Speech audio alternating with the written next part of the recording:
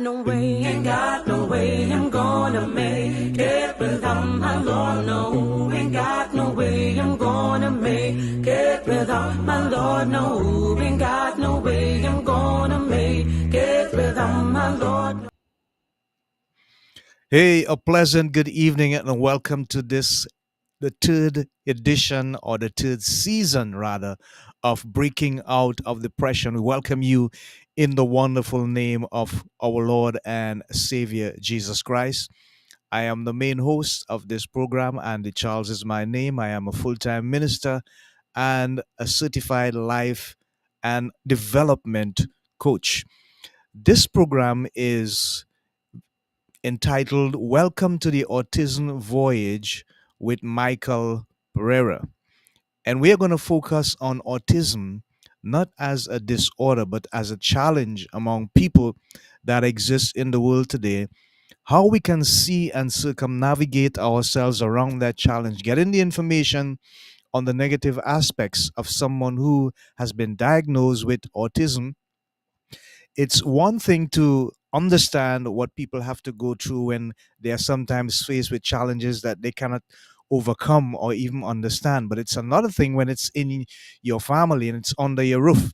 And this was Michael's experience, and so we're going to bring him on today to show how this autism situation or diagnosis can actually change someone's life for the better.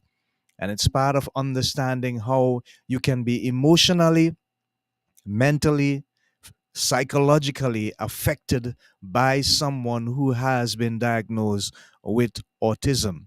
It is Autism Month, and therefore we are dedicating this particular episode to dealing with and helping people understand the aspects of autism. Pleasant good evening to the panel. Blessings, Gabriella, also my host.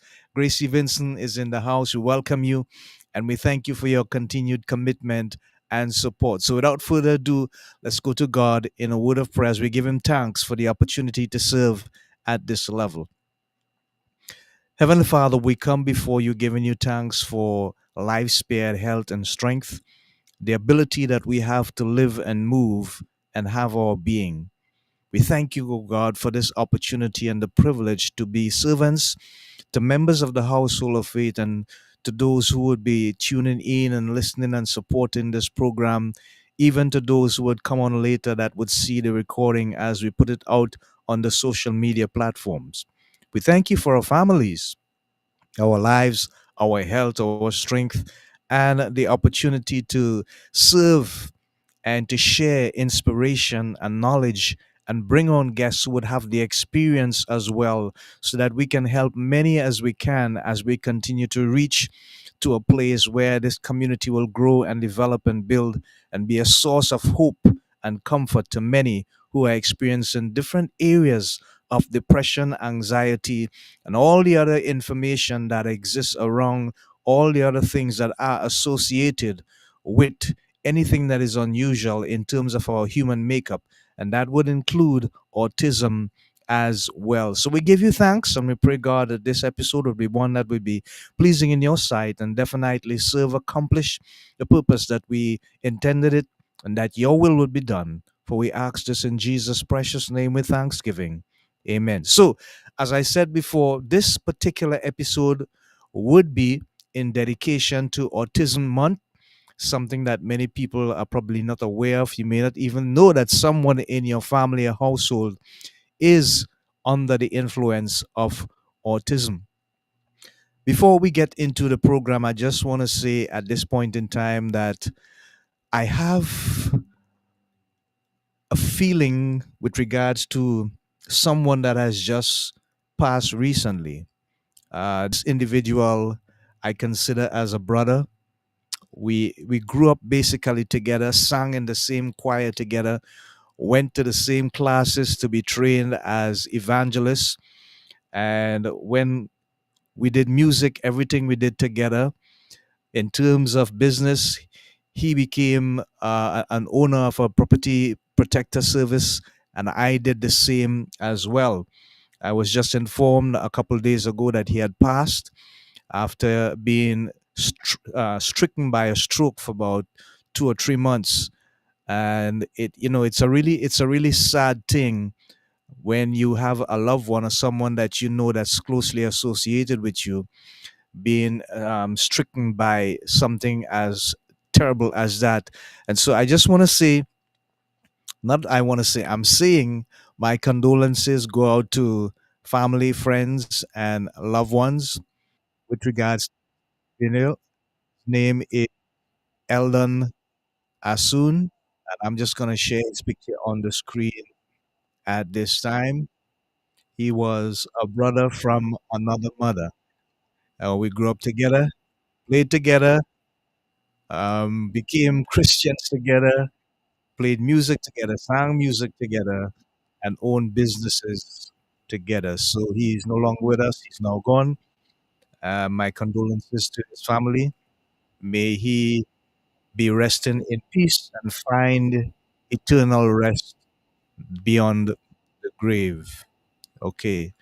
So I'm also sending out prayer requests to Brother Frankie Purmel, who is in the hospital at this time, as well as Sister Grace Douglas. We pray that both of them would continue to receive the necessary medical attention that they deserve at this time, and that their health challenges would be resolved and they would continue to improve and overcome. So you are in our prayers, Brother Frankie and Sister Grace Douglas. Without further ado, I'd like to welcome my co host, Gabriella Woods, at this time. Welcome, Gabriella.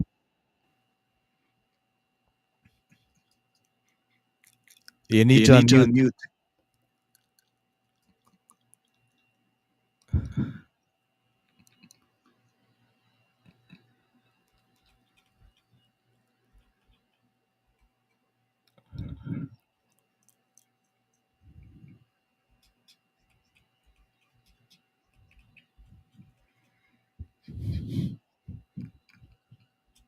No? No? Oh Oh boy. boy. Technology. Technology. I'm I'm also also getting an getting an echo echo next when next when I I speak speak on on my my side. side. Okay, Okay, so so we're gonna we're give gonna give Gabriella some Gabriella some time. time. Maybe Maybe she she should log should out and log log out back and log in, back in, but we hope but to we have hope her to have in it in soon. soon. Um, and we could continue with the program at this time. Yes, you're right, Dex. I understand. Yes, you're right. You're right. I can get that information coming through. The echo is no longer there. It is gone now. So I don't know what's happening there. Okay. So as we continue this program, as I was saying before, we are looking at welcoming Michael Pereira at around 7 p.m.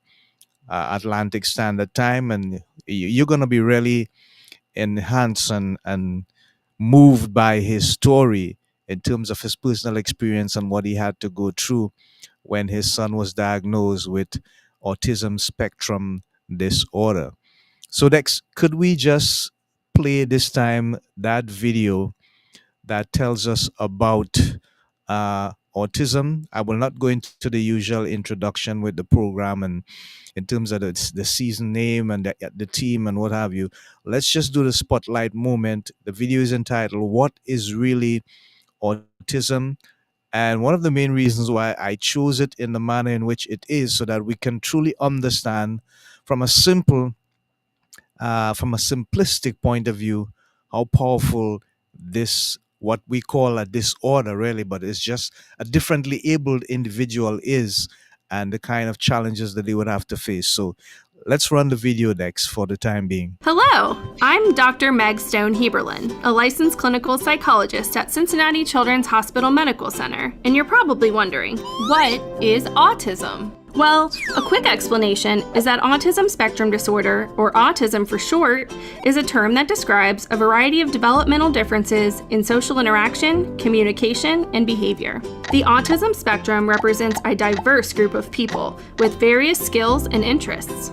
For example, some people with autism can speak fluently, while others may have difficulty communicating. Some people with autism might communicate using pictures or devices. Research suggests that autism develops from a combination of genetic and environmental influences. These influences increase the risk that a child may have autism. Factors that may increase a person's risk for autism include family history of autism, advanced parental age, pregnancy and birth complications, and pregnancies spaced less than 1 year apart. However, keep in mind that risk is not the same as known cause, and there is no known cause for autism. Diagnosis comes from a medical doctor or psychologist after evaluating a child's developmental history, social interaction, behavior, social communication skills, and developmental or intellectual skills. Direct assessment and caregiver report are both important components of comprehensive autism evaluation. Autism can be detected as young as 18 months of age. The American Academy of Pediatrics recommends routine early screening by each child's primary care doctor because early detection and intervention lead to improved outcomes. Autism symptoms can vary from one person to the next and may present as difficulties in the following areas: speech and nonverbal communication, making eye contact, understanding facial expressions or other people's feelings, playing or engaging interactively with peers, initiating pretend or imaginary play, sensory processing, including sensitivities to sounds, touch, or movement, flexibility, and adjusting to changes in routine. For example, some individuals with autism show a strong preference for routine or repetitive behaviors, or a tendency to hyper-focus on topics of interest. People with autism also have many strengths that are unique to each person, but might include learning and remembering facts, events, and stories. Visual problem solving, like doing math problems, puzzles, and figuring out how things work, following routines and schedules. Thinking about the world from a different perspective, leading to innovative and creative ideas or solutions to problems. The three most common myths about autism are: people with autism don't feel empathy or emotion. This is not true. In fact, people with autism have empathy, emotions, and feelings. They may just have a harder time showing their feelings, or will demonstrate their emotions differently. Another myth is that people with autism can't handle change. That's not true either. The reality is, predictable routines and structure help all people feel safe and comfortable. Change can cause anxiety for anyone. People with autism may be more likely to perseverate or get stuck when something unexpected happens. Preparation, planning ahead, and time to adjust are three easy tools that can help people with autism cope with change. And the last one is people with autism are not interested in having friends. Nope, that's not right. Children and adults with autism are often very interested in interacting with their communities and making friends. Just like everyone else, people with autism have a wide variety of interests and talents, and particularly enjoy connecting with others with similar experiences and interests. So remember, autism affects the development of social interaction, communication, and behavior. No two individuals with autism are alike. People with autism have different strengths and challenges, just like all people. This is why it's called autism spectrum disorder. Some factors that may increase the risk of autism have been identified through research. Just because a factor has been associated with an increased risk of autism does not mean that it causes autism. More research is needed to understand the causes of autism. People with autism have many strengths and view the world from a different perspective, adding rich diversity to our world. For more information, go to CincinnatiChildren's.org and search for autism. A message from Cincinnati Children's. Okay, great. Wow. Gabriela, can you try speaking? Are you hearing me? I'm hearing you. But there's a big echo. Yeah, so my podcast mic is not working, unfortunately. The devil is busy, so I'm using the laptop, so I'm not sure if that's why you're getting a huge feedback. Okay. Wow. All right. Yeah. Try checking to see if your microphone, the main one is working. Hold on. I don't even have access to unmute, so I'm not sure what's happening. She's still muted. That's what the producer is saying. Mute. Mute. Let me see what Let me see what happened. happened. Nothing is clicking. Nothing. Nothing.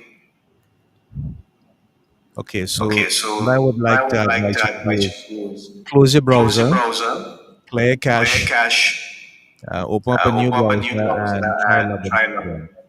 All right, no problem. We'll wait for you. We'll wait for you. No problem. Thank you. Okay, so Okay, sorry about so that, sorry folks. about that, We folks. seem to be having some techies with Gabriela. We hope that what we advise her to do will help solve the problem. I just want to go back to last week's episode when we had Dr. Alain Salas on, and his show was very engaging and also it was quite informative.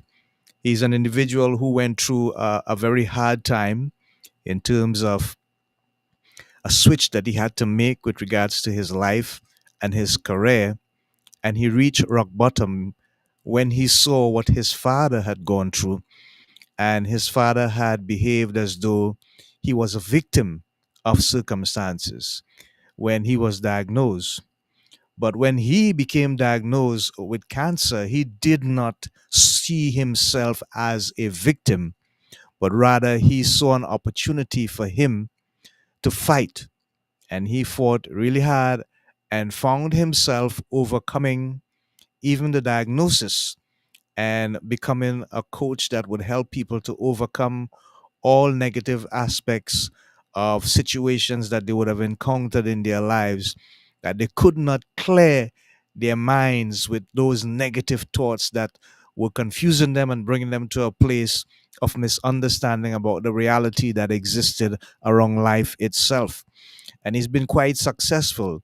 And he shared many wonderful things with us. But the main thing that stayed with me from Dr. Salas is when he spoke about perspective. And he reminded us that on many occasions, what we see happening in the terms of what we think, the decisions that we make, and what we say, what we are more influenced by, comes out of the subconscious mind rather than the conscious. And he says the main reason for that is because we store up so much information and it becomes between 90 to 95% of what we actually exist and do and experience after that is based upon the information that is stored. So there's hardly any room sometimes for us to truly understand what is happening in the present. And he said many a times what happens is that this becomes like a cloud, and this cloud protects us from seeing the light of the sun, which is always there. But because of the perspective that we have with regards to life and our thoughts being so negative, being influenced by, yes, the subconscious, we find ourselves not seeing the real picture that's actually happening around us. And he drew an example of him and a friend going out to swim and reaching a certain level or a certain distance in the water, and the friend not seeing the bottom of the ocean anymore and starting to think, oh my gosh, this is crazy, I'm going to possibly drown. He started to panic. And he said, no, the thing is, even though it may appear as though you can't see the bottom of the ocean, that information, that evidence does not mean that you are actually going to drown or that something is wrong or that something negative is going to happen. That is something that the mind would automatically focus on because its ability is to always try to protect you from harm and danger.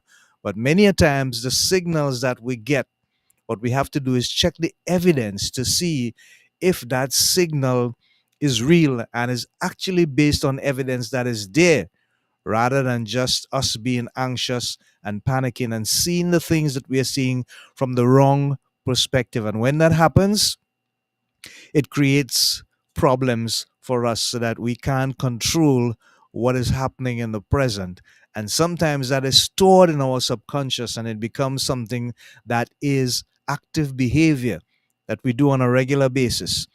And we always miss out on the fun of having the reality of life around us from a more positive and a more engaging and uplifting perspective. So, next, while we wait for Gabriella to get back with us, hoping that you would overcome the techies. I would like you to line up one of the promo videos at this time, and we'll have that played while I look at some other information as well.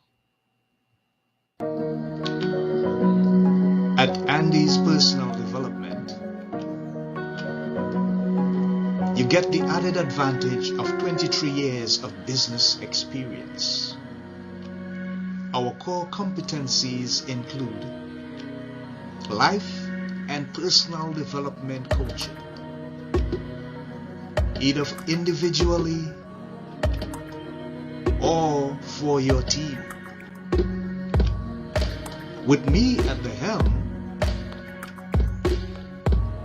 you get someone that is internationally accredited, as well as internationally recognized and awarded. So whether it's a conference, seminar, workshop, or a retreat, we will write your speech and execute it with precision and value to influence your audience and deliver your core message. We specialize in leadership, communication, and teamwork. In the end, everyone is happy. So, call us today at 868-290-2395 or send us an email at lovebitsa@gmail.com or visit our website at www.andyspersonaldevelopment.com. We thank you in advance for making contact with us as we seek to become your partner in health, happiness, and prosperity. See you soon. Bye for now. Hey, thank you, Dex. We are back live on this episode of Breaking Out of Depression. And this particular episode is dedicated to members of the Autism Society, and it's an international society. It's entitled Welcome to the Autism Voyage with Michael Pereira. This is Autism Month, recognized internationally across the world rather. We have so many people that are part of the neurodiverse um, members of society, those who are with autism and other what we consider to be disabilities, and some say differently able and so on. But at the end of the day, these conditions, they are clinically and medically treated by professionals. One of the main concerns is if you have a loved one in your home that is diagnosed with autism and it's the first time, how do you deal with it? What do you do? How do you respond? What is the professional advice that you should seek? And how are you going to navigate around the individual now? Because things are going to change. Things are going to get so much more different. And that is one of the main challenges. The other challenge is that if members of the family are not able to adjust to this individual who has now been diagnosed with autism, it is possible that there could be some levels of anxiety and depression building up, and even to the point of rejection, because it's something that you need to get accustomed to. Okay. And getting accustomed to that could be a challenge because everything is going to change. I mean, absolutely everything is going to change. Now, it does not mean that there's something wrong with the person. All right. If you're looking at the video, you would get that. It doesn't mean that the person cannot be friendly or that they cannot understand and have a conversation or have a relationship. They can do all these things. But it's just that they're going to be doing it now from a different perspective, from a different area of their lives than someone who has not been diagnosed with autism. So, what we have to do is to find a way in which to educate ourselves, to understand that there are ways in which we can be supportive, understanding, helpful, and be an inclusive part of this person's life as a loved one, a friend, a colleague, family member, as the case may be. And the reason why that is important is because this person needs to know that people around them are not going to be judging them, looking at them basically differently, or thinking less of them, but that they would be embraced and loved and continue to be understood, and people are always going to be there for them.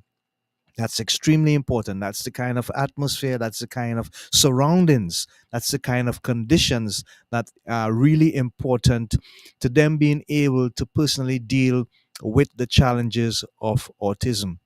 And so when Michael comes on, we're going to hear his story, how he personally had to make some adjustments in his life, changing his entire career scenario, his entire life scenario.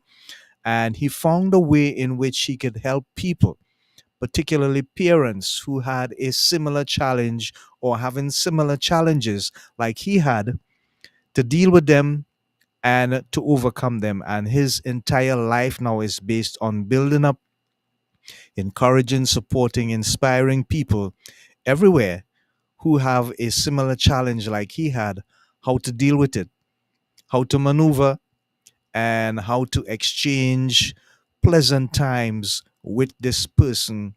In this instance, it was his son. And so, what we want everyone to do is to think about the importance of understanding how we can embrace these people and continue to have them be a part of our society, a part of our community. And even though they may be different in terms of how they see things and how they view things, they are still a basic human person. That's the important thing about it, and should not be treated different, except in cases where what they're experiencing may flare up. And then we need to have that experience, that commitment, that love, and that understanding to really embrace them still and to deal with the fallout of autism.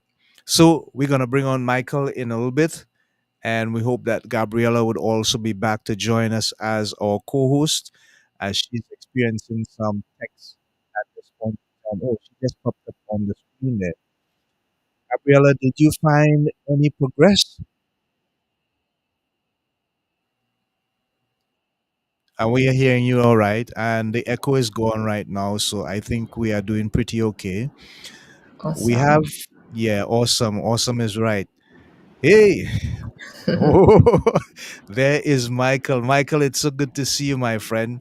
Likewise, likewise. Thank you so much for this Thank opportunity. you. Yeah, thank you for taking the time for being with us. And the opportunity is now available for you to share your amazing experience as we look into the voyage of autism, hosted and supported by the work that you're doing, particularly with your family and friends and people all over the world. So I'm glad Gabriella is back. Welcome, my dear sister. I will now Yeah, hand over thank to you. you to continue to entertain our guests, and let's give the audience some very good information, inspiration, and content that would bring some value again to their lives. Yeah. No problem. So you did the introduction and No, that's up to you. everything. All right. So with his son was diagnosed with autism spectrum disorder. Michael's world shifted entirely. He left his corporate career to focus on empowering families like his own by raising awareness and providing practical strategies to help them plan and strive. Michael's journey is perfectly aligns with the themes you explore: balancing growth, resilience, and raising neurodiverse children. Welcome to Autism Voyage, the essential site for families on their special needs journey. Our blog serves as a comprehensive hub, offering insights across key categories: daily living, providing practical advice for everyday challenges; life planning delves into special needs planning with topics like trust and guardianship; and entrepreneur inspires families to embrace entrepreneurship for greater independence. We take pride in curating our content from various trusted sources, including experts' insights and AI tools, to ensure it is highly relevant, trustworthy, and actionable. We are committed to more than just sharing knowledge. We connect families with a network of vetted, trusted experts who understand the intricacies of special needs planning, Our goal is to facilitate informed decisions, offer support, and expert connections tailored to your family's unique need, ensuring guidance and peace of mind as you navigate this journey. Without further ado, let's welcome Michael Pereira. Oh yeah, wonderful. Michael is here, and Michael, Yeah. I'm just gonna get right into it. Perfect. I We had a wonderful pre-call, and I certainly was very impressed by your personal experience. We're gonna get into that a little bit, but tell us, what is the Autism Voyage, and what inspired you to begin that amazing journey? Of course. So, first of all, again, thank you so much for this opportunity. You're welcome. The autism. Thank you. The Autism Voyage is a blog. It's a newsletter that I think its main goal is to be able to be a resource for parents that are going through this journey that it's a curveball. When you get a diagnosis, or even before, when you start seeing symptoms that that even though you could be in denial, that there's something there that needs to be addressed. So these are the type of topics we are emphasizing in the blog.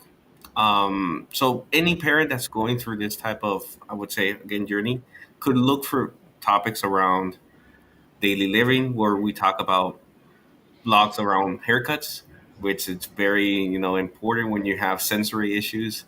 Uh, ABCs of swimming. It's very hard because obviously there's a lot of drowning, and obviously Hmm. when you have a child on the spectrum, Yeah, yeah. you can find topics around, like you mentioned, guardianship. That's something that these are conversations that usually should happen but don't happen often within the family, Hmm. Yeah. just because it's hard conversations, right? So this is the type of content we're producing at the blog. And like I mentioned, it's a newsletter. It goes out every week to families, just to be a resource for any family out there. Yeah, thank you for sharing, Michael. Tell us about your personal experience when you realized that your son was diagnosed with this particular disorder. What did you feel like as a parent, and how did that emotionally impact your lives? Yeah. I think it wasn't just the diagnosis. Again, any parent, I think, if Mm-hmm. goes through these type of phases, that that there's symptoms that go, I would say, pre-diagnosis, Ah, and okay. that you can say, oh, there's something there that's triggering, that's not, I don't want to say the word normal, but that there's something there Yes, that yes. needs to be addressed, and it's not a fact of time. That it's as a parent, right? Yeah. So I would say that that moment was pre-diagnosis, since he was 1 year old. Mm-hmm. So we started seeing symptoms around him, nonverbal, Mm-hmm. walking on his, tippy toeing, Yeah. aligning stuff. Everything he saw, he wanted to align it. Wow. Bottles of water, toys, anything he had, he would align it. And as time passed, meltdowns that he hit his head against the wall. So you can see that those are behaviors that are outside of what and any family would be used to. So I think from that moment is where we started saying, okay, there's something there, but then comes our part, which is we were in denial, right? And I think a lot of parents go through that phase, that you just don't want to have that conversation, or you just don't want to have that news come in, and the reality check. So we had our own phase of denial, plus we had our own phase of receiving advice from family that with the best intention, but when you have family that says, hey, don't worry, you were the same. uh, Wow. Imagine being in denial plus Yes. getting advice, Yeah. like, that's dangerous, because you can procrastinate any early intervention, right? Yeah. So that's why I always say, you gotta watch out who you're listening to, right? It doesn't mean because there's love and there's the best intention means that they know what they're talking about, right? So Wow. that happened to us in that first phase. Obviously, after the diagnosis, a lot of things happened for that moment, but then comes the acceptance phase and so forth. But what I can say is that initial, I would say, interaction was tough. Like, I come here today after a couple years, and it seems like I'm talking so easy, but we went through those dark moments that we Mm, asked ourselves a lot of questions. wow. And I love where you're going with this, Michael, and I want to impart to our audience the importance of understanding. Please take advice from people who know what they are speaking about when you have to deal with a loved one, in particular with autism disorders. Now, I want to go back to something you said about the denial factor. Mm, If, for example, people are beginning to see these early stages of the symptoms that you spoke about, that you experienced with your son, mhm. and they still will not take the appropriate action, what advice would you give them to get out of that state of denial and to move, I would say, quickly? Yeah. Because it is better to address it in the earlier stages than to wait until something else may happen. How would you advise them to make that initial move when they see something that they know is just not right? That's a good question. And for me, you know, I would say my definition of denial means how selfish you are, right? Wow. Yes. Because you're only thinking about what you're feeling, right? You only Mm, think about, hey, I'm in denial because I don't feel he's doing good, or mm, I want to hear the news, or I don't. So it comes to a point that you're only thinking about yourself, and you're not really thinking about the consequence of waiting, yeah. the Yeah. consequence of not having that. It could, just by going to the doctor, that's being proactive. Not necessarily you're going to have a diagnosis, right? But if you do see something, everything starts with a conversation. But for those who are in denial, what I would say is stop being selfish, right? Yes. Stop thinking about yourself. Start thinking about, if you continue to delay these type of conversations, the only one who's going to be affected is the child. Mm, wow. In Yeah. reality, that's it, because obviously the later you catch it, the harder it is from a therapy standpoint, from routines, from it's hard for everybody, but the more Yes. you delay, it's harder, right? Yeah. Wow. Michael, I did not ever look at denial being a stage of selfishness. That's like a light bulb going off in my head. Thank you so much for putting that into perspective. Gabriella, it's your turn. Thank you. And yes, I like the direction he's taking as well, because I want to find out from you, Michael, for parents who may be in this cycle, parents, guardians, who may find themselves questioning themselves, or they may be not doing things right, it's their fault, who might be in that stage of struggling mentally with a child who is diagnosed. How could you help them to navigate those challenges that they have, and let them know that, okay, yes, this might be the issue, but we need to acknowledge that you are doing the best that you can. Yeah, it's hard being a functional parent while being exhausted. Wow. And regardless of what you think, first of all, if you feel that you're anxious, or you feel uncertain, you're in the right place, because those are the thoughts you should be having, Yeah. which is completely normal, right? And it doesn't mean that because you have anxiety or you feel uncertain that you're alone, because everybody goes through those type of thoughts. What I would say is, again, everything happens or starts with a conversation. It can start with a conversation in the daycare. Just, hey, how is the my child behaving? Right? What do you see that I'm not seeing? Right? Mm, I'll gather data. yeah. I'll go then to, if you leave them with the grandparents. Hey, have a conversation. Start saying, hey, I need you guys to help me monitor and really, really pay attention. And I need you guys to tell me, what is he doing when he eats? What is he doing when he's seeing TV?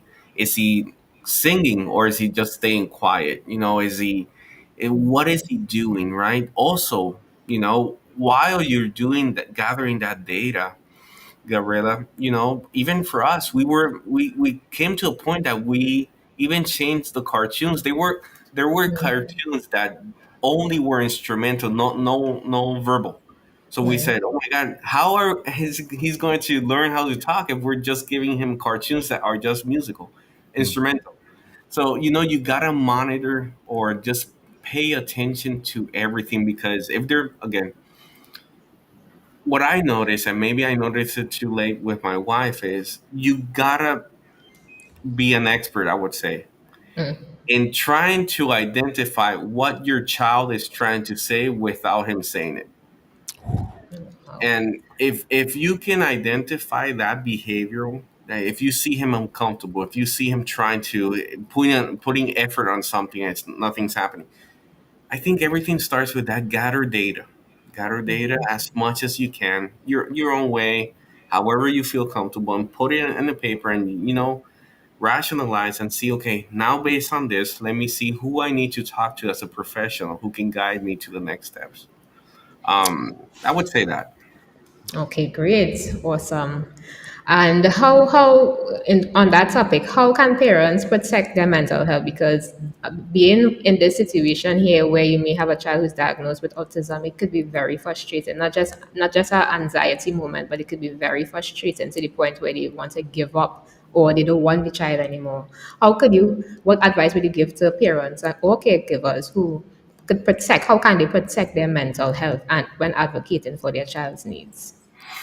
Yeah. There's one time I went to a conference, and not it was online, so it wasn't a physical conference, but went to this meeting, and it was more on the sales side, and the person gave shared a quote that you know it changed my way of thinking, and was, "It's not your fault, but it's your problem." But when we talk about, let's say, special needs, as a parent, we adopted, my wife and myself. It's not our fault that Christian has autism, but it's our responsibility. Hmm. So when you start seeing things as it's your responsibility, however you feel, it's your responsibility. However, if you feel tired, it's your responsibility. If you feel that you want to quit, there's somebody depending on you. That is your responsibility, and they cannot quit. You gotta start getting out that victim mentality and understanding that you have a responsibility that was assigned to you, and you need to protect it as much as possible. So that's the way we see it, because, or you gotta go from victim to pure warrior mode, Yeah. but there's nothing in the middle, right? Yes, yes, yes, yes. I love that. Go Yeah. on, Gabriella. You're doing well. It's about selflessness as you think about it. You really have to put your child, because this is your responsibility. And the more that parents begin to grasp that concept, the better. But how, piggybacking on what you said earlier about, reaching out to family members who may have not given you the best advice, how could they now be educated in terms of, how to better support families in raising autistic children? Yeah, you know, you also have to, and again, I'm talking from my experience. Yeah. Your circle becomes smaller as time Mm. passes, and it becomes smaller for a lot of reasons. Maybe from friends, from family, not everybody understands, and it's fine, because maybe nobody has lived, having a child on the spectrum, or special needs. So it's understandable that a lot of people throughout your path may just, they're seasonal, right? And that's understandable. But those who remain in your circle, I would educate them in the way of, when you gather that data, ask them why you're gathering that data. Ask them, and share with them why you're concerned. Share with them why they should be concerned with you, right? And that this is not something that, oh, you were the same, don't worry, don't listen to the media, or don't pharmaceutical companies are bad. Regardless of whatever they think, Yeah. there's still a behavior there that needs to be addressed, and everybody should be supportive, I would say. So My suggestion would be for those who do stay in your circle, much more than just educating them, just share the reasoning why you're doing things, Right. and share those concerns, because they should understand that, so they can all chip in or support, because you want everybody wants the same outcome, and that outcome would be that at one point that child needs to be independent, right? And you want them to be independent, and you want them to be able to go through life with obviously the same opportunities as anybody else. But if they're right now in a position that they're, they have challenges, you should be there to be able to support them and get them out of those challenges, well, based on their limitations, right? Yeah. So that would be my suggestion. Thank you so much, Andy. Hey, thank you, Gabriella. Yeah. I love the direction in which this program is going. And Wesley Ryan is with us. He says, blessings to all. Late, but I am here. What did I miss? Okay, it's good that you're here, Wesley. We appreciate you. We love you. We thank you for your continued support. Michael has been telling us a lot about his experience and a greater level of understanding of what people go through in dealing with autism and advising, those who may be interested or concerned of what to look for, how to look for them, what records to take, notes to take, study the data, share with friends, loved ones. And as you continued speaking, something came to my mind, and I'm thinking, what if it's a situation where both mother and father, Michael, are career individuals and they have to work, and they now have to find someone who has to help them to upbring this child, this young individual who has been diagnosed? What advice would you give them in terms of the kind of caregiver they should look for? That's a good question. Thank you. Yeah. In I would say, from a caregiver standpoint, you really need to take into consideration the physical demands that child might, demand. Because, for example, my mom, I would say she's the best grandma in the world. She's Wow. the best cook. Hmm. She's the best everything, but physically she cannot take care of Christian. Okay. Okay. Because if he's running around in the sofa, almost on the, it's very difficult for her at her age to be able to move fast, to be able to pick up toys. Mhm. She gets exhausted really fast, because it's understandable. So Yes. you gotta put into balance. And if there's somebody responsible that can physically take care of that kid, that child, if they're, depending on the energy levels, I would say, to also understand, okay, that person really, really needs to deep dive into the child's profile. What do I Hmm. say about this? Is Christian, for example, my son, he's allergic to peanuts. Yeah. At one point, he couldn't hear the dryer in the public bathrooms, the one you dry Yeah. your hands. Yes. He Yes. cannot. He couldn't hear the blender at one point. Wow. You, that's the data I'm talking Yes. about. Yes. Yes. Yes. That's the data you need to then share with that caregiver, and that caregiver needs to deep dive and also get on board and understand that. So it should be a caregiver that first obviously loves the child, secondly that that physically can support those demands that she or he might have, and obviously just deep dive and understanding really the profile of the child. I have something called a letter of intent. Hmm. That's something that it's a document that, I'll provide you the link so you can share it. It's a Hmm. document that you would put all the allergies, routines, contact information for therapists. All the information of the child goes into that document. So you would provide it, for example, to a possible babysitter or Yeah. possible caregiver, for that person to have it, just in case if there's an emergency. Yeah. Everything's in the document, right? Yeah. But just answering your question, just try to analyze the person, and that meets all those criterias. Yeah. Thank you for sharing, and I appreciate that, Michael. I just have one more question for you, and then we'll go into another promo video. Um, when you ask a question with regards to what is autism spectrum disorder, how can you comprehensively explain it to someone who may be hearing it for the first time, Michael, and they need to understand what it is really all about? Because my ideas of what autism was is certainly expanding today. I'm hearing so many different things. You're saying that your son couldn't hear the hand dryer in the washroom and that kind of thing.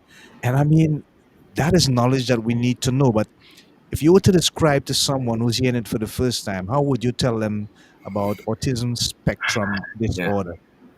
For me, obviously, don't quote me because I'm not a doctor. But from my point of view, it's just a developmental disorder that it challenges the way the child or the adult communicates, Yes. the way that person interacts socially, Mm-hmm. even the way they process information. Okay. And my understanding about the spectrum, the word spectrum, is Mm-hmm. because there's no one size fits all. I want to put it that Yes. way. Like, Yes. Yes. you can have a child or an adult that might look functional, but maybe they have sensory overload issues. Mm-hmm. Or there might be another individual that might not be functional, but also cannot speak. So, there's so many, nobody's alike. And Yes. that's why I understand that it falls within the spectrum. Okay, great. Thank you for sharing, Michael. So we're going to take a quick break with another promo video and we'll be right back with Michael Pereira. Life has a way of throwing challenges at us, whether it's emotional struggles, difficult decisions, or simply feeling stuck. But what if there was a place where you could find not just solutions, but also the tools to create a brighter, more confident future? That's what Gabriella's Double Impact Solutions is here for. Our tagline is mentoring minds, empowering lives. It's more than just words, it's the heart of what we do. We combine counseling to help you heal and process life difficulties with mentorship that offers practical guidance for your personal growth and future success. It's about building strength for today and clarity for tomorrow. We also understand that everyone's journey is different. That's why we offer both secular counseling and faith-based counseling grounded in Christian principles for those who desire a spiritual foundation in their healing process. No matter your preference, we meet you where you are. At Gabriella's Double Impact Solutions, mental health is our priority because we know it's the foundation for everything else. Whether you're navigating personal challenges, seeking direction in your career, or striving to build emotional resilience, we are here to help you strive. Solutions, healing, and a future filled with purpose. That's what you'll find at Gabriella's Double Impact Solutions. Visit us today at www.gabriellasdoubleimpact.com to start your journey because we are mentoring minds, empowering lives. Let's grow together. Okay, great. Thank you so much, Dex, for the controls in the background there as we come back to this episode entitled Welcome to the Autism Voyage with Michael Pereira. And Michael is live with us in the house. So, Michael, I just want to go to this question now. And when we looked at the spotlight video earlier, you were not on yet. We were told that the diagnosis can be made by either a medical doctor or a psychologist. So the question is there both physical and mental strains that this child can now face as a result of being diagnosed with autism spectrum disorder? I think it depends because there are severity or levels. In my case, in our case, Christian is mild. Yeah. That there's two other levels that, depending on that and depending on how severe it could be in some cases, you know, it could be. I understand it. It could also be that then comes the disability, right? Yeah, So, yeah. so it really depends. I'm really not. Everything changes. Even the word autism before was another, and as time passes by, everything is changing. So I really don't know up to date how is everything managed today. But what I can tell is that there are levels, and based on the level and the need and the support, that's the type of care and diagnosis that child would get. Okay, great. Thank you. Gabriella? Right, great. I just want to shift a little bit concerning the voyage, the Mhm. aspect about life planning. What are some misconception or the biggest misconception that special needs planning, how do family put themselves at a risk when it comes to special needs planning? Uh, they everybody just thinks they have time, Hmm. Wow. uh, and and that's something that we may think we have time, but we don't. We don't. It's like I mentioned before. It's very hard to be a functioning parent while being exhausted. And Hmm. when you're exhausted, it's very difficult to think about the future. Yeah. So, what I see that the common mistakes are is that there's a lot of parents that procrastinate, thinking again that they have time, which if you delay comes with consequences and it becomes more expensive. So it's not the same as insuring somebody who's 20, 30 versus an individual or somebody that's 50, right? It becomes more expensive. So everything becomes more expensive with time. So again, misconceptions and I would say mistake is that there's a lot of procrastination. There's a lot of, what I see a lot is that there's this concept of do it yourself, and you think that you have everything in place, and as a parent with special needs, you know what you know. But when you're doing stuff yourself and you're not talking to professionals, Yeah. what I see is that you're you're like going on cruise control the wrong way. And I see that a lot, right? Because you're planning, you're making decisions, but you're not seeing that a lot of other stuff that you're not taking into consideration because you don't know. So that's why I'm saying that I see a lot of families that they feel that they're in cruise control, but they're going the wrong way. So I see that a lot. I also see that there's a lot of families that are relying too much on employer benefits, where at the end of the day, if you leave that employer, at least here in the states, if you leave that employer, you don't leave with the benefits. You know, so a lot of people say, I already have it. My employer, they take care of me until you leave or they make you leave, right? So having an independent plan is always the recommended plan of action. Yeah. Awesome. And how can families begin those conversations about guardianship and independence and long-term care planning without feeling overwhelmed? There's no easy way.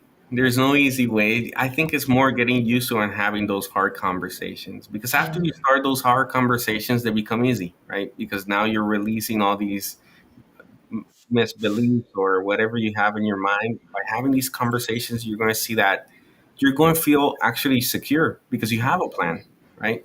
Um, so I would say having those conversations with, depending obviously, here in the States, you can start a conversation with an attorney that focuses on trust, guardianship, power of attorneys, and then also talk.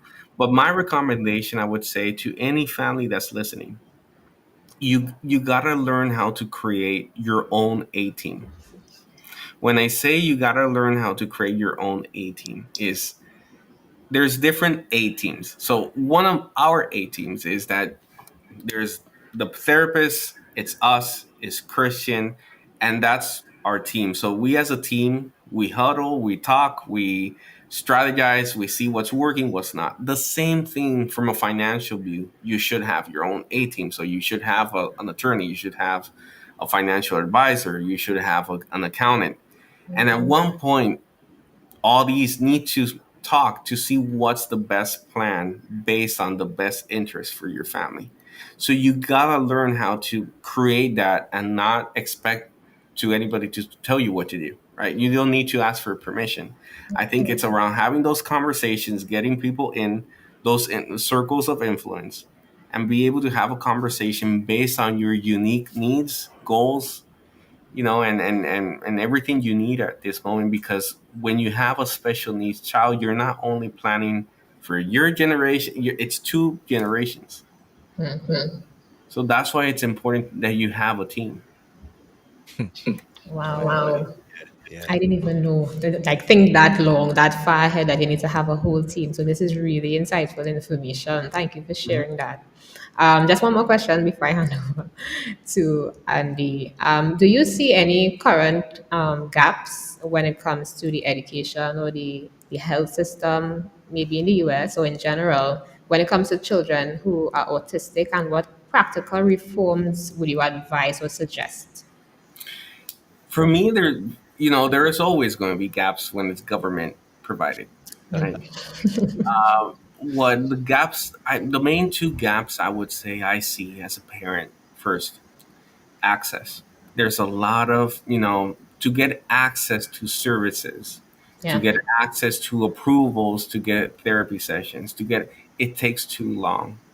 And sometimes we have luck and it's faster, but one of the things I do see that there's a gap is that between the diagnosis and you start, getting acquainted and getting those therapy and see what he needs, what he doesn't, it's slow. And the other, I would say, gap is the financial gap, financial literacy. I think this is not a topic that's often discussed. And I think that should be something that should be included not only in the school, but for example, workshops within schools and all that for parents. Yeah. Because you need to plan. Regardless, however anybody thinks, there's some parents that don't like to talk about their finances or not, but it's something that it needs to be addressed at one point, Yeah. Thank you so much, of course. Mhm. Andy. Yeah. Thank you, Back to Gabriela. you. Thank you, Michael. We have a comment by Gracie Vinson, and wow, this is an important comment. So she says an autism child must have full, or well, she means attention from the caregiver. I used to see about a child years ago. That's interesting, Mhm. Gracie. That's really interesting. That's really interesting. Thank you so much for sharing.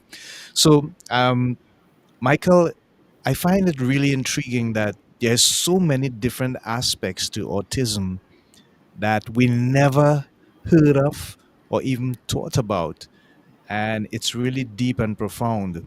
Now, you had an experience in 2022 with regards to a change in your corporate position and COVID 19.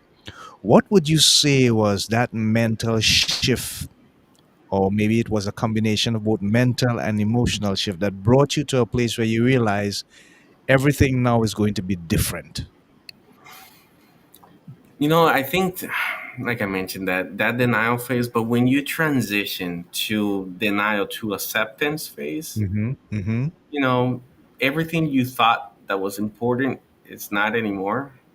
Everything you thought that, you live in this cloud, but when real stuff happens, like a curveball, you start seeing life differently, right? Wow. And I would say when that acceptance phase is very important because from my perspective, you know, it affected my ego, Mm-hmm. as a man because you want your son to be a baseball player or a son, and it doesn't mean he can't. Yeah. He could whatever he wants to be, but along the way challenges are going to be there. So everything you thought your the American dream, what we call here, was going to be, it's it shifts everything. And when you get into the acceptance phase, what I thought the American dream was, what I thought that was going to be our life, actually I am living the American dream now, fully blessed because Wow. we accept Yes. our new reality, we Yes. adjusted, we are adaptable, we're flexible. We understand that everything, there's something that my wife and ourselves, we here in the house, we see everything from a lens of, we write everything in pencil and not pen, Mm, and we understand that everything can change and we can go back and, yeah. not be so hard on ourselves. That's what we're All right. trying to All right. do. So I would say that acceptance phase just shows you that. And whatever we thought was the American dream, again, we're doing it now because we're fully blessed, and we're very, very happy with where we are right now. Thank you so much. I love it. This is really deep and resonating. So Yeah. Gracie has two more comments here. I just like them to be played across the screen so we can comment. Okay, so she says, I did miss her. She did love me, and I loved the Oh. same, 100%. Yeah, and before that, she said, and we built a love. She was very open with me. I did love her. Love, love, love, love. That's what I keep hearing, and that's so important. Michael, earlier on, and after this, we're going to have the thought of the week. You mentioned something about people choosing to be a prayer warrior Hmm. rather than going through the aspect of denial and not willing to accept reality. How Hmm. important is that spiritual connection, and what role did it play in your lives having to deal with that challenge with Christian? I would say everything, because now you're not, you leave everything in God's hands. Hmm. And really leaving everything in God's hands. Yes, yes, You know, yes. and and it's tough because, let me see how I'm going to say that. I'm thinking in Spanish, talking in English, but there's something that's like, Oh my. the person. Let me see. The person who saves you is the one that never harmed you, Wow.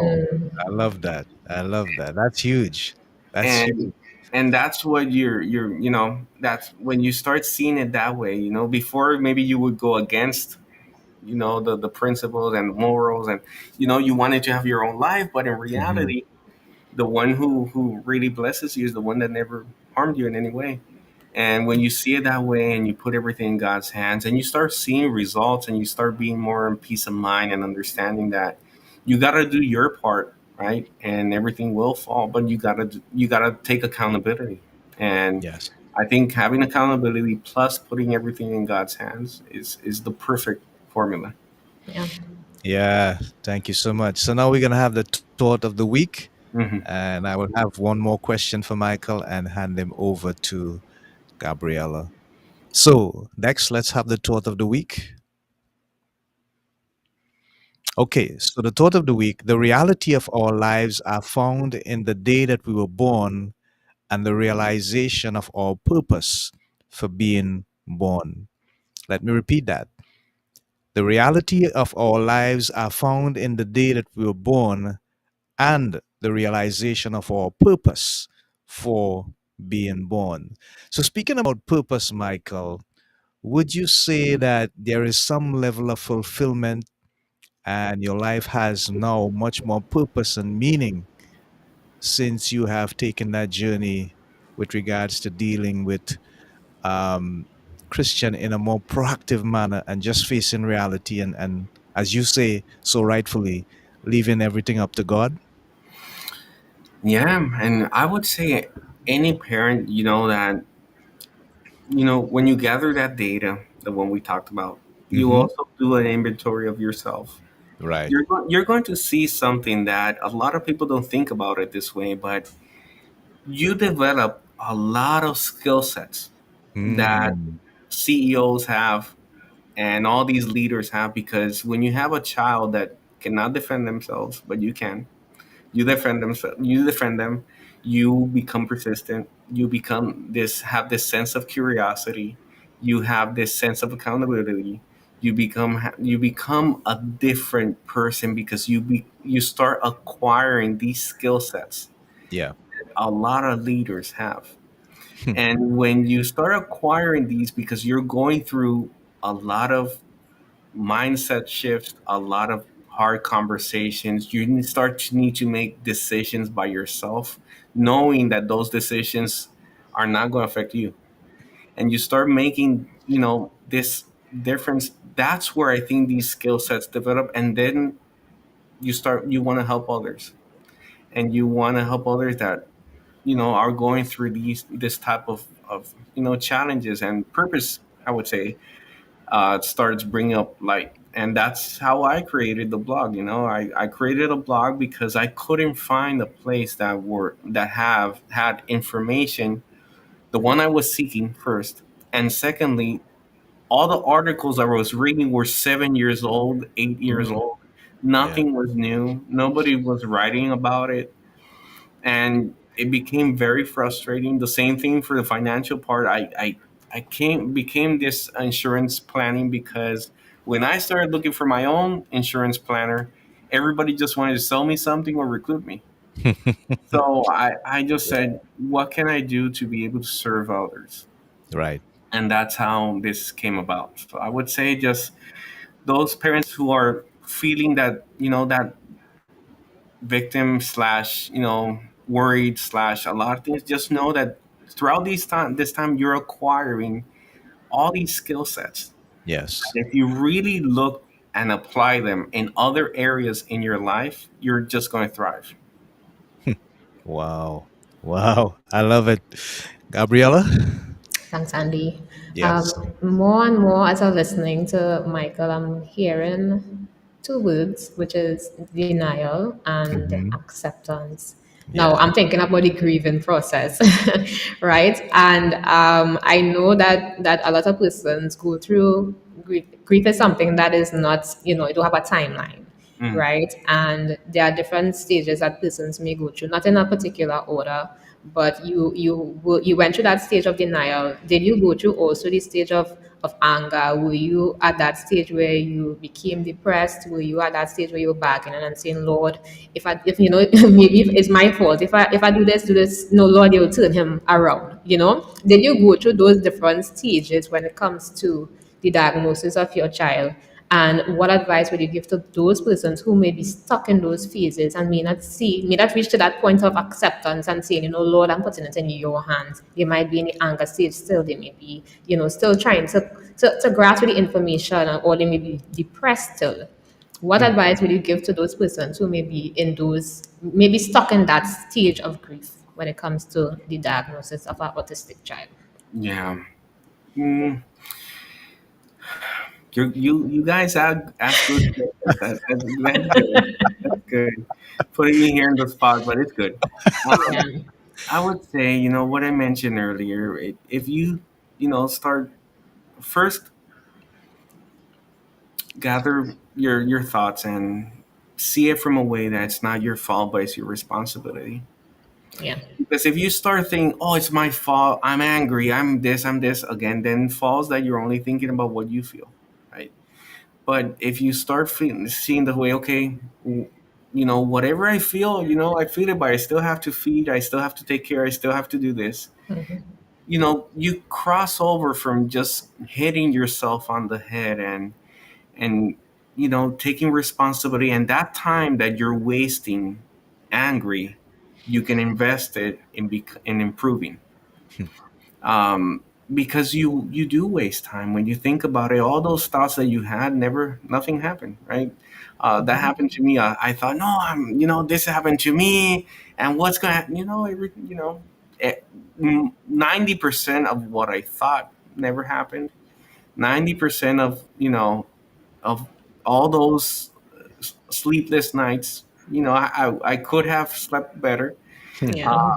but it's because I was and that slash victim mentality, right? Because I was only thinking about how I felt, how I thought, and you need to take into consideration a lot of things. And when you start wasting time on that and not investing in improving yourself, improve your marriage, this is hard on marriages. There's the divorce rate in special needs is very high, and Wow. this can either make your marriage or break it, right? So instead of wasting time and thinking about yourself, why don't you just sit down with your spouse and just ask him or her, how do you feel, right?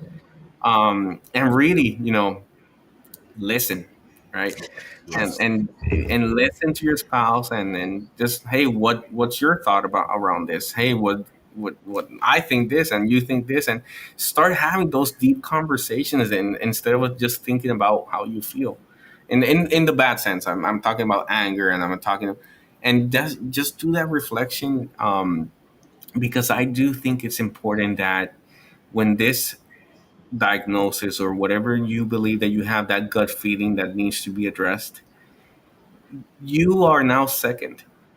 The Yeah. first is going to be that person that needs care, and you need to strategize. You need to understand, for example, in our case, I let me see how some things I would do before I'm not doing it. There's triggers, for example, that Christian would have that I know that would, you know, full blowout, and I just stopped doing it. For example, music in the car, or there was a certain, I don't know, noise that he heard.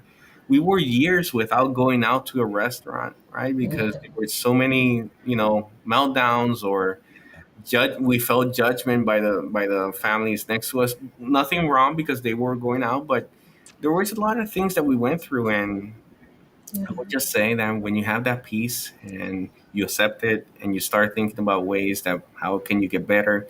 Actually, something that helped me by not going out, I started cooking better. I started cooking way better, and Wow, love it. and by cooking better, everybody ate. We were able to introduce some type of foods to him because he was a very picky eater. By having patience. So again, you gotta see this as a blessing. Um, you gotta see this as something that you've been assigned with a responsibility, that to care, to be able to lift this loved one up, and at the same time you're lifting yourself up. Hmm. Wow. Thank you so much for sharing that, Yeah. and I just want to highlight to anyone who may misunderstand that it's not about it's not about not seeing about yourself as well as you would be taking care of your autistic child. You yourself also need that care. So if you think you reach at that junction where, it's becoming so overwhelming, it's becoming frustrating, please reach out to someone who can Mhm. actually help you go through that faith, because as Michael said, you need that community, you need that A team to be around you in order to help you go through this process. Yeah. I just want to piggyback a little bit on your fatherhood experience. Before you do that, Gabriella, the puppy's on the screen, so you need to read. Mommy. Good Yes. night, she says. Touchy subject tonight, have me speechless, but I must say to Michael that God has given him strength, wisdom, knowledge to come this far so that he can help others. Keep pressing on, and God will take you through. Thank you Wow. so much for that encouragement. And we have one by Wesley as well. You could put up Wesley's own as well, Bex. There you go. Gabriella, you can read this one as well. Okay, and Wesley Ryan says, I have seen children with autism and wonder what it is. What is the set future plan for parents who don't have the financial ability to afford a plan for that child's future? What then? Am I always in a state of am I always in a sad state for that child? Wow. That's a good, something that, going back to that comment. I think this is where I mentioned that as a parent, you acquire skill sets Yeah. that you acquire it with experience. And what I would suggest is those skill sets, apply it to either entrepreneurship, start doing something outside so you can increase that income, or doing something to reduce your debt, right? Mm. But you don't wait for the government or anybody to do it. If you know that you're having situations from a financial standpoint, you already are acquiring skills that a lot of people pay for it. You're acquiring it on a day-to-day basis. Try to see how you can go into either getting promoted within your own employer, or doing a side hustle. Not everybody's a business owner, but if you can, try to do like a side hustle, something that can increase your income so you can either again save or have a plan, or reduce expenses. But these are the skill sets you need to apply outside of your house now. Mm. Wow. Okay, Gabriella, you're still on a roll, I know. I still have so many, but Let's do when it. when it comes to fatherhood, you spoke about the challenges that it will have because yes, you want your child to be this and that. I'm not saying that it wouldn't happen; it may take a longer time. But what encouragement would you give to the fathers out there who may be listening, who may have, an autistic child and is challenged mentally, thinking, their identity is being questioned, their purpose is Mhm. being questioned. Yeah. What encouragement would you give to that father listening right now? Can you repeat it? I couldn't. Maybe something in the audio. Can you repeat it again? No problem. Are you hearing me now? Yes. Yes. Yes. So when it comes to fatherhood and dealing with an autistic child, I am asking what encouragement would you give to a father who may be challenged, mentally going through this situation, with their identity, questioning their purpose in life. What encouragement as a father would you give to the fathers who may be listening right now, who may be having, who may have an autistic child? You're not alone. You know, these type of thoughts. Everybody goes through them. Yeah. Yes. Even myself at one point, Yeah. you start questioning even life, the way you were raised. You start questioning the way your decisions in the past. You start questioning everything. And again, that helps you put inventory, I would say, in your thoughts. But it also mm, helps you, I would say, plan what's the next step. Because regardless, however you feel, regardless how your current state, you still need to sit down and plan. That's something that yes or yes you need to do, but you want to plan with clarity, right? So that's what I think that I would encourage everybody to gain clarity. When I say clarity is from let's talk from a financial point of view. Something that I did when I started was okay. Now I know. First of all, I don't know until we don't know. My wife and myself, we don't know until when we Christian might need support. If it's 18, if it's 40, if it's until 11, we don't know. That's the uncertainty of having a child with autism. And at least he's on the functional side. We don't know.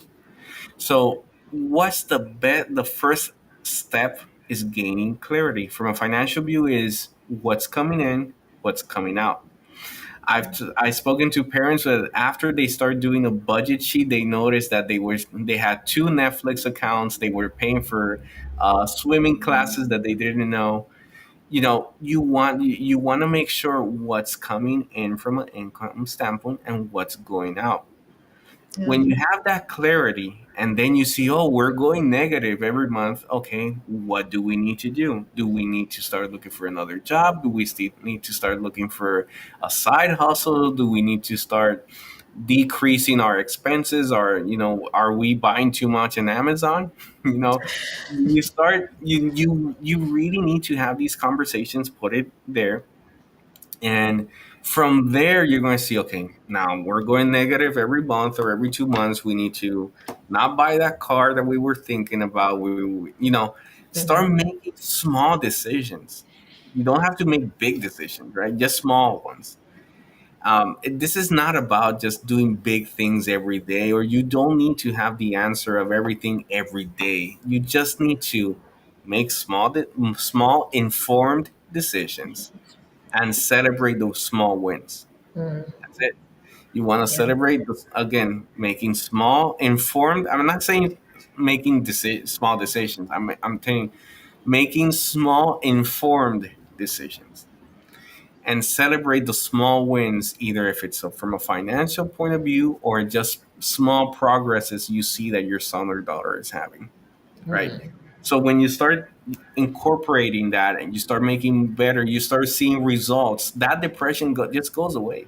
Yeah. Hmm. Wow. Awesome. Thank you for sharing that. Yeah. Hand over to Andy. I take over the floor. This is going so good. I'm really moved here, Michael, by all the wonderful nuggets you have shared with us. This is certainly a clinic. It's like, hearing this all over again and just thinking, wow, this thing is so deep, it's so profound. Yeah. And, uh, you know, when I think about it, I say to myself, how is it that so little attention is being paid in our country? For example, you're not hearing anything. Mm-hmm. I don't know about from Gabriella's perspective, or from Wesley, or Bernadine, or Gracie, or Dexter. Hmm. But when I think about it, this month, you reminded me, is Autism Month internationally, right? Am I Hmm. correct? Autism Awareness Month. Our Yes. Autism Awareness Month. Thank you. But I'm not seeing anything happening out there.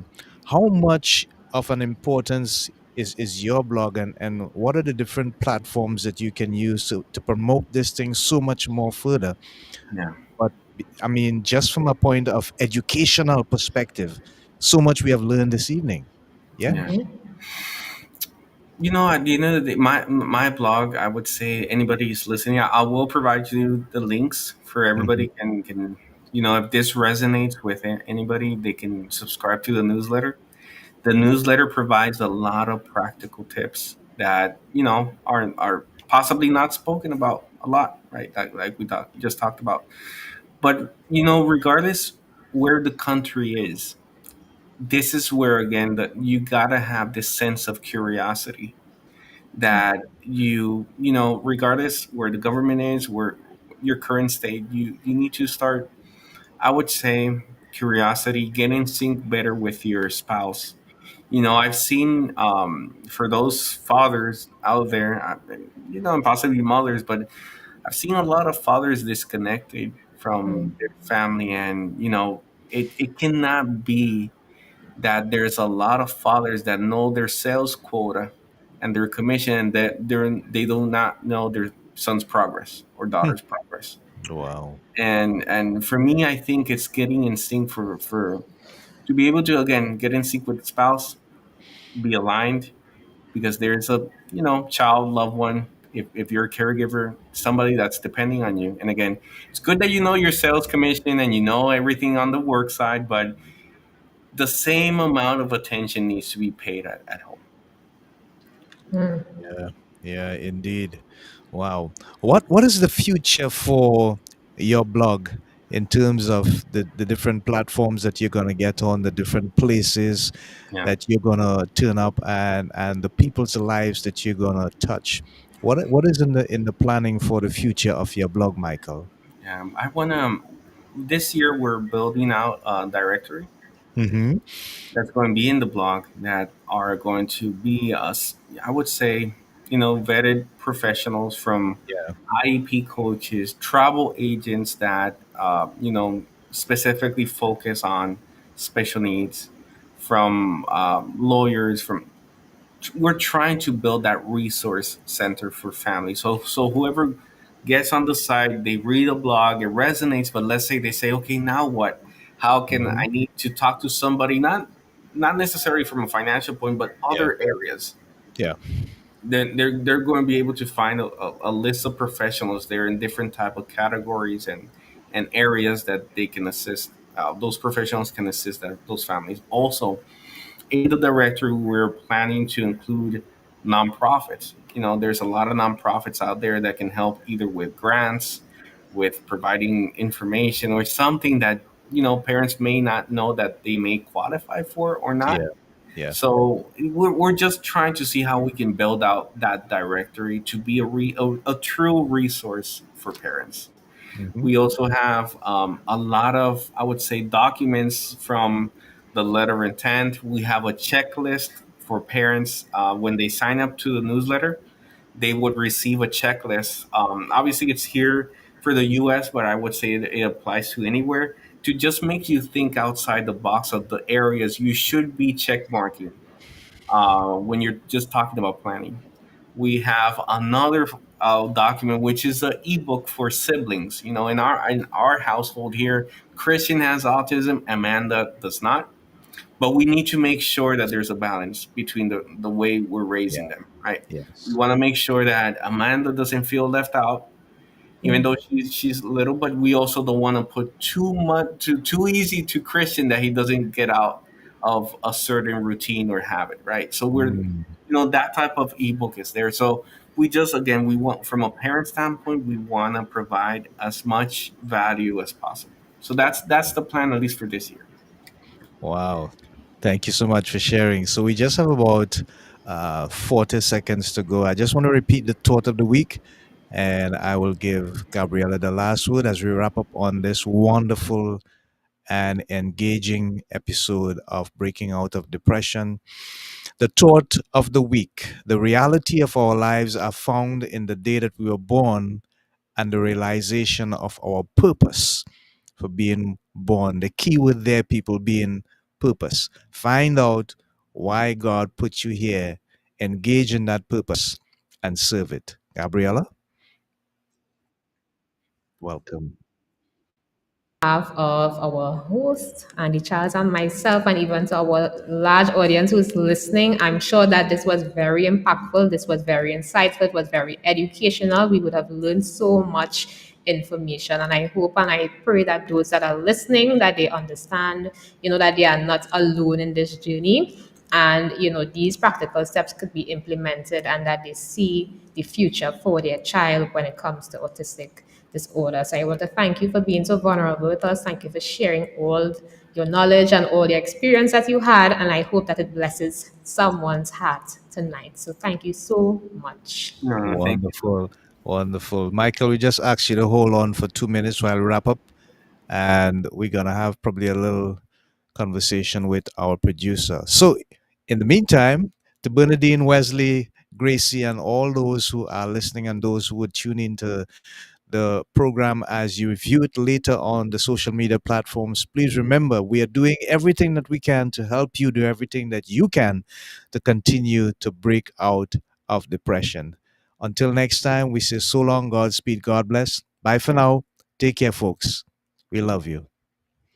There ain't got no way, ain't got no way I'm gonna make it without my Lord, no. Ain't got no way I'm gonna make it without my Lord, no. Ain't got no way I'm gonna make it without my Lord, no. Ain't got no way I'm gonna make it without my Lord. Trouble in my way, but daily hear me say, ain't got no way, ain't got no way, ain't got no way, ain't got no way. The harvest is plenty, Lord, but the workers are so few. Ain't got no way I'm gonna make it.